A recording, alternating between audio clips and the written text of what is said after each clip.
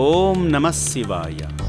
యాదాద్రి భువనగిరి జిల్లా కొయ్యలగూడెం వాస్తవ్యులైన సేవామూర్తి బి భద్రమ్మ గారు వారి భర్త వర్ధంతి సందర్భంగా చౌటుప్పల్లోని అమ్మా నాన్న అనాథ ఆశ్రమానికి విచ్చేశారు. భర్త జ్ఞాపకాలను తలచుకుంటూ అభాగ్యులకు అండగా నిలిచేందుకు ఆమె కుమారుడు బి లోకేష్, కుమార్తె బి యశ్వని, రజిత గార్లతో కలిసి ఆశ్రమ ప్రాంగణంలోని ఆలయానికి చేరుకున్నారు.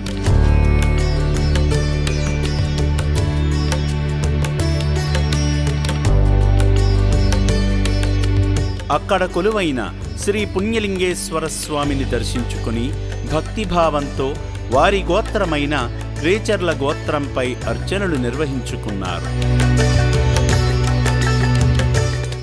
రేచర్ల గోత్రోద్భవస్య లోకేష్ నామదేశీయ భద్రమ్మా నామ్నీం యశ్వినీ నామ్నీం సహ కుటుంబానాం తదః రజితా నామ్నీం రమేష్ నామదేశీయ ఋత్విక్ నామదేశీయ సాన్వీ నామ్నీం సహ కుటుంబానాం తదః మమాని నమస్కారం చేసుకోండి. సహ కుటుంబానాం క్షేమస్థైర్య ధైర్య వీర్య విజయాయురారోగ్యేంద్రమార్ద కామమోక్ష చతుర్విధ ఫలపురుషార్థ సిద్ధిరం మహాపుణ్యలింగేశ్వర స్వామి సంపూర్ణ అనుగ్రహ కరుణాకటాక్షవేక్షణ ప్రసాద సిద్ధ్రసదజలాభిషేకం కర్మ కరిష్యమానః. భర్త ఆత్మ శాంతించాలని ప్రార్థిస్తూ భద్రమ్మ గారి కుటుంబంతో కలిసి స్వామికి స్వయంగా అభిషేకం చేశారు.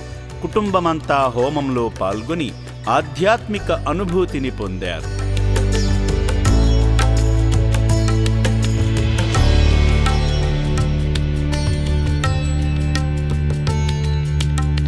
అనంతరం శివాలయ నిర్మాణ పనులు జరుగుతున్న ప్రదేశానికి వెళ్లి తమ వంతుగా ఇటుకలు అందించి శివయ్య కృపకు పాత్రులయ్యారు. కీర్తిశేషులు బి భద్రయ్య గారి 6వ వర్ధంతి సందర్భంగా వారి చిత్రపటం వద్ద అర్చకులు ఆబ్దికం పూజలు నిర్వహించారు.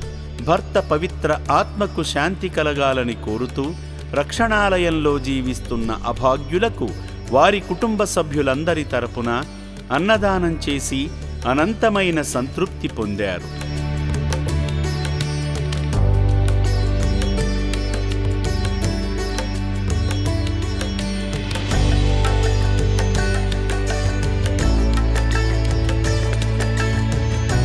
కాలం చేసిన భర్తను తలచుకుని అభాగ్యుల ఆకలి తీర్చిన సేవామూర్తి భద్రమ్మ గారి కుటుంబంపై శ్రీ పుణ్యలింగేశ్వరుని ఆశీస్సులు ఎల్లప్పుడూ ఉండాలని అమ్మా నాన్న అనాథాశ్రమం మనస్ఫూర్తిగా కోరుకుంటుంది.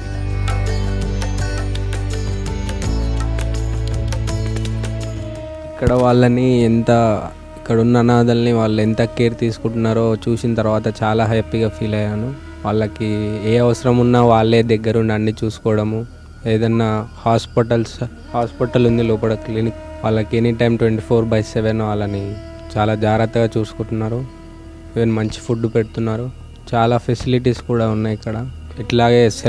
ఇట్లనే ఏదన్నా చేద్దాం అనుకుంటే ఒకసారి ఆశ్రమం దగ్గరికి రండి, వచ్చి చూసి నేను చెప్పింది నిజమో కాదో చూడండి.